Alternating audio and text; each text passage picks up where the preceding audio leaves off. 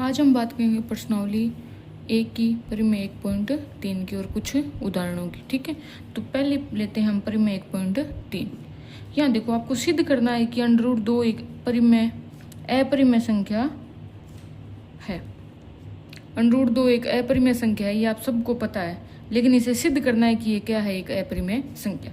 तो सबसे पहले जब आपको ऐसे सवाल दे दिए जाए तो आपको सबसे पहले मानना होता है कि √2 एक परिमेय संख्या है, जो दिया है उसके अपोजिट मानना है। तो यहाँ मैं अपने मान लेंगे, माना √2 एक परिमेय संख्या है। अब देखो, √2 परिमेय संख्या, तो इसे p/q रूप में लिख सकते हैं। तो √2 बराबर माना p/q, जहाँ p और q सहभाज्य। सहभाज्य का मतलब जिसका HCF दोनों का कितना हो, 1, यानी दोनों में कोई भी कॉमन संख्या का भाग नहीं जा रहा। और p और q क्या है, पूर्णांक। अब देखो, एक तरफ √ है और एक तरफ सीधा मान है, तो दोनों तरफ फर्क करने पर, दोनों तरफ फर्क करने पर करो वर्ग। √2 का भी वर्ग करना है, p/q का भी क्या करना है आपको, वर्ग। √2 का 2 बार गुणा करोगे तो √ हट जाएगा, मान कितना आएगा, 2। और यहाँ p का स्क्वायर करोगे तो p² और q का स्क्वायर करोगे तो q²। अब देखो, p² के भाग में है q², अगर मैं बराबर में लेके जाऊंगी तो अंश में चला जाएगा, और p² 2 गुणा में इधर आके भाग में। अब यहाँ देखो, परिमेय पढ़ी थी हमने कि अगर p² में 2 का भाग पूरा पूरा जा रहा है, क्यों जा रहा है, क्योंकि देखो q² क्या है, एक पूर्णांक। तो आपके पास बट्टे में संख्या नहीं आ रही, सीधा मान आ रहा है, पूर्णांक आ रहा है। ठीक है, इसका मतलब भाग p² में 2 का पूरा पूरा जा रहा है, तभी आएगा। ठीक है, तो यहाँ देखो, आप लिखोगे कि p² 2 से पूर्णतः विभाजित है।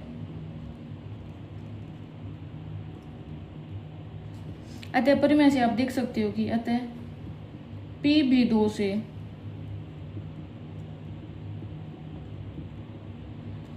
पूर्णतः विभाजित होगा। अब पूर्णतः विभाजित होगा, इसका मतलब एक विभाजित होने के बाद में भागफल आपको एक पूर्ण मान मिलेगा। तो यहाँ मैंने मान लिया कि p 2 से पूर्णतः विभाजित हो रहा है, आपको मान मिल रहा है r। तो मैंने मान लिया कि p/2 बराबर है r। तो यहाँ से मैं p का मान निकाल सकती हूँ, p का मान आएगा 2r। इसे नाम दे देना समीकरण नंबर, और ये होगी समीकरण नंबर 2। अब देखो, p का मान समीकरण नंबर 1 में रखने पर, तो समीकरण 2 से p का मान समीकरण 1 में रखने पर, रखो q² का q², p का मान रखना आपको, तो p की जगह क्या आ जाएगा, 2r का स्क्वायर बट्टे में q² का q², 2 का स्क्वायर 4, r का स्क्वायर r² बट्टे में 2। तो 2 से 4 कट जाएगा, तो मान आएगा आपके पास q² बराबर में 2r²। तो यहाँ से क्या मैं r² का मान निकाल सकती हूँ, तो r² बराबर आ जाएगा, गुणा में है 2, इधर आगे भाग में, तो r² बराबर आ गया q² बट्टे। सेम सिचुएशन बन रही है, इसे नाम दे दो समीकरण नंबर 3। तो देखो, यहाँ पे q² की जगह क्या आ गया, r², p² की जगह क्या आ गया, q²। तो यहाँ भी वही लाइन लिख सकते हो आप ऊपर वाली कि q² 2 से पूर्णतः विभाजित है, अतः q भी 2 से पूर्णतः विभाजित होगा। आपने परिमेय पढ़ी थी 1.1, उसमें बताया था मैंने कि किसी का स्क्वायर अगर एक संख्या से विभाजित हो रहा है तो वो सीधी संख्या भी उस संख्या से क्या होती है, विभाजित। अब यहाँ देखो, दोनों संख्या ही 2 से, यहाँ देखो p भी 2 से पूर्णतः विभाजित हो रही है और q भी पूर्णतः 2 से विभाजित हो रहा है, जबकि हमने ऊपर क्या माना था शुरू में कि P और Q क्या है, सहभाज्य। इसका मतलब एक संख्या से दोनों मान नहीं कटने चाहिए, लेकिन यहाँ अपने कट रहे हैं, 2 से P भी कट रहा है और R भी कट रहा है। तो ऊपर माने हुए अपने कथन का क्या हो गया, विरोधाभास। तो यहाँ लिखोगे, यहाँ हमारे माने हुए कथन का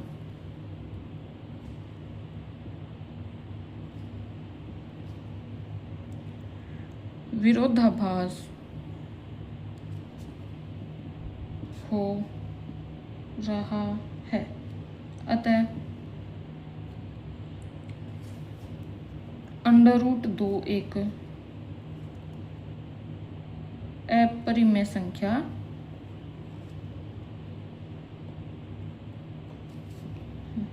है। तो इस प्रकार अगर आपको √2 एक अपरिमेय संख्या सिद्ध करनी हो तो आप कर सकते हो।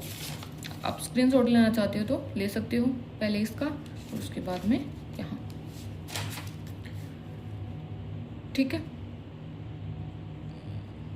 तो अब हम बात करेंगे आगे वाले एग्जाम्पल की। तो आगे वाला जो एग्जाम्पल है वो आता है आपके पास 5 नंबर, और 5 नंबर में आपको सिद्ध करना है, जहां √2 था पीछे वाली परिमेय में, अब आगे आपके पास उदाहरण में √3 एक अपरिमेय संख्या है, सिद्ध करो। तो जहां जहां पीछे वाले सवाल में 2 आया था, वहां अब क्या आ जाएगा आपके पास 3। तो यहाँ वही माना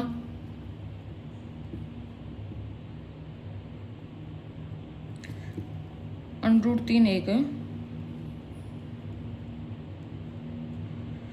परिमेय संख्या है। तो परिमेय संख्या को आप किस रूप में लिख सकते हो, P/Q रूप में।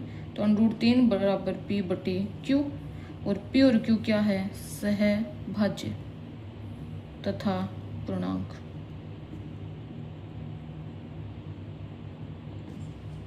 इस प्रकार लिख लिया। अब आपको देखो, एक तरफ वर्गमूल और दूसरी तरफ सीधा मान है, तो यहाँ करोगे आप वर्ग करने पर। तो √3 का स्क्वायर बराबर P/Q का स्क्वायर। अब देखो √3 का जब 2 बार गुणा करोगे तो कितना आएगा, सीधा मान आ जाएगा, √ हट जाएगा स्क्वायर से, बराबर P²/Q स्क्वायर। अब वही करना है।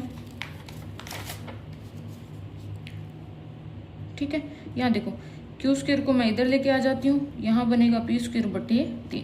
तो जहाँ पीछे वाले सवाल में 2 था, अब कितना आ गया, 3। तो सेम लाइन लिखनी है कि P² 3 से पूर्णतः विभाजित है, अतः P भी 3 से पूर्णतः विभाजित होगा। अगर पूर्णतः विभाजित हो रहा है तो इसको मैं इसलिए ऐसे लिख सकती हूँ, P/3, यानी P में भाग जा रहा है 3 का, और आपको मान मिल रहा है पूर्ण, यानी उस मान को मान लिया मैंने R। ठीक है, अब आगे देखो, अब मैं यहाँ से किसका मान निकालूं, P का। तो P बराबर हो जाएगा 3R। इसे नाम दे देना समीकरण नंबर 1, और इसे दे दिया समीकरण नंबर 2। अब वही काम करना है, 2 नंबर समीकरण से मान रखना है समीकरण 1 में। तो यहाँ लिखोगे समीकरण 2 से मान समीकरण 1 में रखने पर।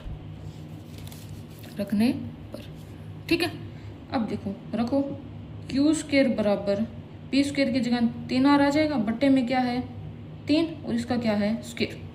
तो Q² बराबर 3 का स्क्वायर 9, R का स्क्वायर 8² बट्टे में 3। अब 9 कट जाएगा 3 से, तो मान आएगा Q² बराबर में R² 3R स्क्वायर।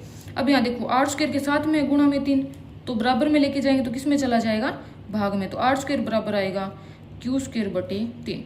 अब सेम समीकरण बन रही है, इसे नाम दे दो समीकरण नंबर 3। तो यहाँ देखो सेम, तो यहाँ भी Q² किससे विभाजित हो रहा है, 3 से। तो यहाँ लिखोगे Q² 3 से पूर्णतः विभाजित है, अतः Q भी 3 से विभाजित होगा। ठीक है। अब यहाँ देखो, अपनों ने क्या माना था, P और Q सहभाज्य, यानी ऐसा कोई भी मान आपको नहीं मिलेगा जिसका इस दोनों संख्याओं में क्या जाता हो भाग। लेकिन अपने को तो मिल रहा है कि P में भी 3 का भाग जा रहा है और Q में भी पूर्णतः किसका भाग जा रहा है, 3 का। तो अपने कथन का क्या हो गया, विरोधाभास। तो यहाँ लिखोगे, यहाँ हमारे कथन का विरोधाभास हुआ है, अतः हम कह सकते हैं कि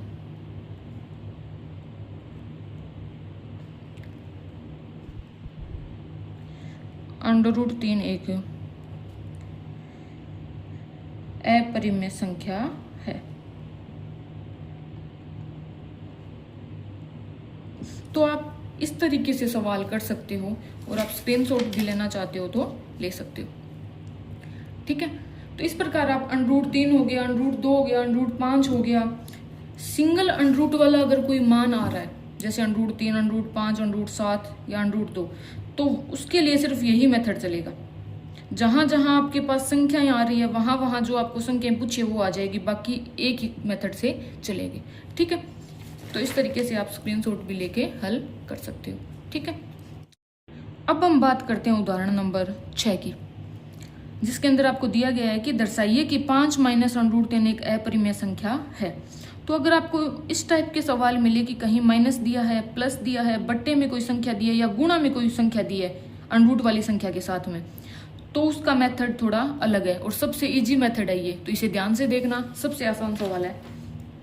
तो सबसे पहला काम तो आपको वही करना है कि जो संख्याएं दी है उनको आपको अपरिमेय संख्या सिद्ध करना है। तो इसके विरोधाभासी जो कथन है वो मानना आपको। तो विरोधाभासी कौन सा है कि इसे मान लेते हैं हम परिमेय संख्या। तो यहाँ पहला काम तो आप करोगे, माना 5 - √3 बराबर है, माना 5 - √3 एक परिमेय संख्या है। और परिमेय संख्या को आप जानते हो P/Q रूप में लिख सकते हो। तो 5 - √3 बराबर P/Q। P और Q क्या है, सहभाज्य तथा पूर्णांक। और शर्त ये भी है कि Q बराबर नहीं होना चाहिए किसके, 0 के। तो पीछे वाले सवालों में आपको ये भी लिखना है भी कि Q क्या नहीं होना चाहिए, 0 नहीं होना चाहिए। तो यहाँ ये भी कथन करोगे आप कि Q क्या नहीं होना चाहिए, 0 नहीं होना चाहिए, क्योंकि अगर Q 0 हो गया तो पूरा मन अनंत हो गया। ठीक है, तो Q 0 नहीं होना चाहिए। तो सबसे इंपॉर्टेंट लाइन है ये, Q 0 नहीं होना चाहिए। यहाँ देखो, इन सवालों में आपको √ वाली संख्या एक साइड करनी होती है और जो सिद्ध मान है वो एक साइड करना होता है। तो यहाँ देखो, अगर मेरा माइनस में √ वाला मान, तो इसे प्लस बनाना होता है। यहाँ माइनस में है तो अगर मैं बराबर में लेके जाऊंगी तो किसका होगा, प्लस का यहाँ। ठीक है, और P/Q को अगर मैं इस साइड लेके आऊंगी तो किसका हो जाएगा, 5 तो पहले से यहाँ ये प्लस का था इधर। ठीक है, तो इधर आएगा तो P/Q, और प्लस यहाँ माइनस का था, इस साइड बराबर में लेके गई तो किसका हो गया, ये प्लस का। तो ये आपका मान बन गया। ठीक है, यहाँ देखो, अगर आपको वर्गमूल लेना है, लघुत्तम लेना है तो आप लघुत्तम लेके भी हल कर सकते हो। ठीक है, और अगर आप यहीं तक करना चाहते हो तो यहीं तक कर सकते हो, लेकिन हम लघुत्तम ले सकते हैं। यहाँ देखो, 5 के बट्टे में 1 तो है, लघुत्तम लिया, Q आएगा, Q में भाग दिया 1 का तो Q आ गया। Q का ऊपर वाले मान से 5 से गुणा किया तो 5Q, माइनस का माइनस, Q में Q का भाग दिया 1 को P से गुणा किया P, बराबर में क्या है, √। यहाँ देखो, ये किस रूप में बन रहे हैं मान, अंश बटे हर। तो ये क्या है, भिन्न, और बराबर में आपको क्या मिल रहा है, √3। तो अंश बटे हर के रूप में अगर कोई आपको मान मिलता है तो वो कौन सी संख्या होती है, परिमेय संख्या। ठीक है, लेकिन बराबर में आपको जानते हो कि √3 एक अपरिमेय संख्या, पीछे सिद्ध करके आई हो अभी। ठीक है, तो यहाँ देखो, क्या परिमेय संख्या कभी अपरिमेय संख्या के बराबर हो सकती है, नहीं हो सकती। तो यहाँ क्या हो गया हमारे कथन का विरोधाभास। तो यहाँ लिखोगे, यहाँ परिमेय संख्या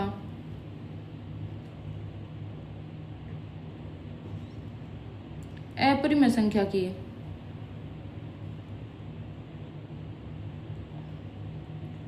बराबर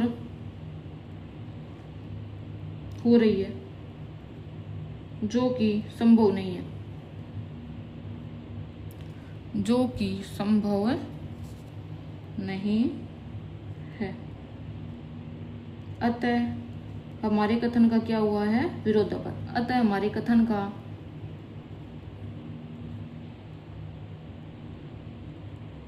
विरोधाभास हुआ है। अतः हम कह सकते हैं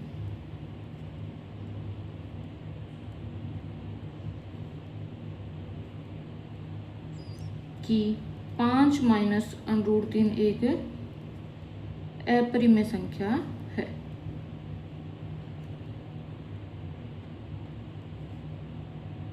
ठीक है, तो इस प्रकार आप ये छठा उदाहरण कर सकते हो। सबसे इजी मेथड है और छोटा सा है। ठीक है, तो आप इसे अच्छे से याद कर सकते हो। और इसी प्रकार के अगर आपके पास एग्जाम्पल मिलते हैं तो इसी मेथड से करने आपको सारे।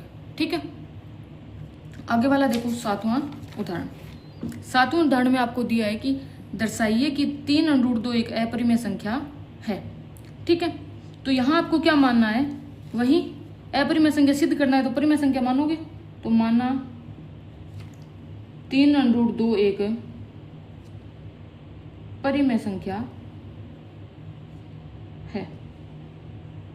और परिमेय संख्या तो इसे p बटे q रूप में लिख सकते हो। तो 3 √2 बराबर p बटे q, जहाँ q क्या नहीं है? 0 नहीं है। और p और q क्या है? सहभाज्य तथा पूर्णांक।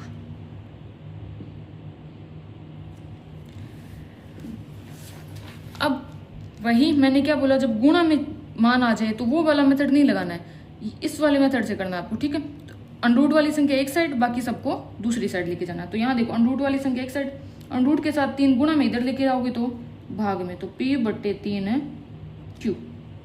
ठीक है, अब देखो यहाँ पे मान कि अगर आपके पास कोई मान दे दिया जाए, ठीक है, जैसे मेरे पास कोई मान है 4/3, अगर मैं इसके साथ अंश के हर के अंदर 3 का गुणा कर दूं तो कितना होगा? 4/9। तो 4/3 भी एक परिमेय संख्या थी और 4/9 भी एक परिमेय संख्या है। क्या कोई फर्क पड़ा है परिमेय में? सेम चीज यहाँ पे है, p बटे q भी परिमेय संख्या है। तो अगर 3 का मैं हर के अंदर गुणा कर दूं तो कोई फर्क नहीं पड़ेगा। तो ये भी कौन सी रहेगी? परिमेय संख्या। और आप जानते हो √2 एक क्या है? अपरिमेय संख्या। तो अपरिमेय संख्या किसके बराबर होगी? परिमेय संख्या की, जो कि संभव नहीं है।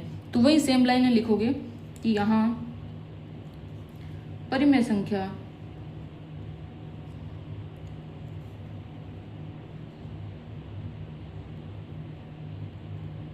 अपरिमेय संख्या के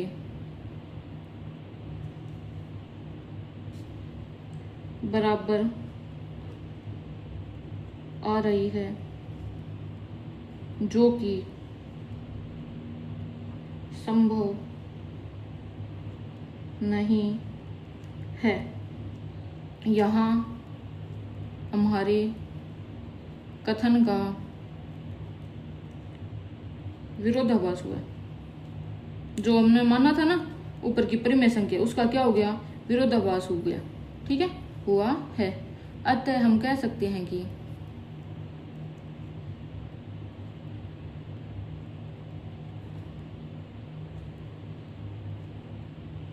तीन √2 एक अपरिमेय संख्या है। तो इस प्रकार आप ये उदाहरण कर सकते हो। तो स्क्रीनशॉट लेके भी आप देख सकते हो। तो ये क्या है? अपने उदाहरण। तो यहाँ तक अपने उदाहरण कंप्लीट हो गए। ठीक है, अगर आपको वीडियो अच्छा लगा है तो लाइक करना और अपने दोस्तों के साथ शेयर करना, ताकि उनके तक भी ये नॉलेज पहुँचे और उनके भी बोर्ड एग्जाम में अच्छे नंबर आ पाए। Thank you.